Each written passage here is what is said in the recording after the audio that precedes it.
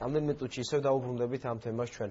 საქართველოს პრეზიდენტი ღია საზოგადოების ფონდების ორგანიზაციის 20 წლის იუბილესთან დაკავშირებულ ღონისძიებას დაესწრო. ქვეყნის პირველმა პირმა შეკრებულ საზოგადოებას სიტყვით მიმართა და ფონდს იუბილე მიულოცა. გიორგი მარგველაშვილმა პრაღაში სწავლის პერიოდი გაიხსენა, სადაც პირველად შეხვდა ჯორჯ სოროსი. პრეზიდენტმა ფონდის დამფუძნებელს გაწეული სამუშაოსთვის მადლობა გადაუხადა და იმედი გამოთქვა, რომ ფონდი საქართველოში მოღვაწეობას მომავალშიც აქტიურად განაგრძობს. საიუბილეო მიღებას ფონდის დამფუძნებელი ჯორჯ სოროსი, ასევე დიპლომატიური კორპუსის, საერთაშორისო ორგანიზაციების, პარლამენტის, მთავრობისა და მედიის წარმომადგენლები დაესწრნენ.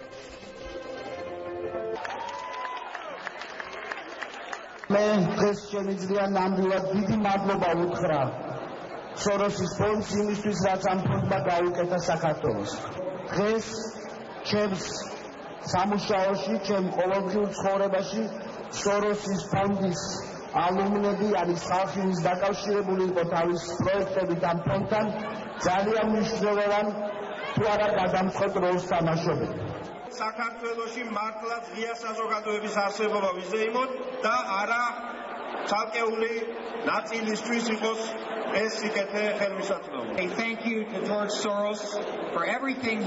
მადლობა ჯორჯ სოროს, რაც 20 წლის განმავლობაში საქართველოსთვის გააკეთა. ვფიქრობ, ჩვენ ყველამ ერთი რამ უნდა ვთქვათ. ჯორჯ სოროს გაუმარჯოს.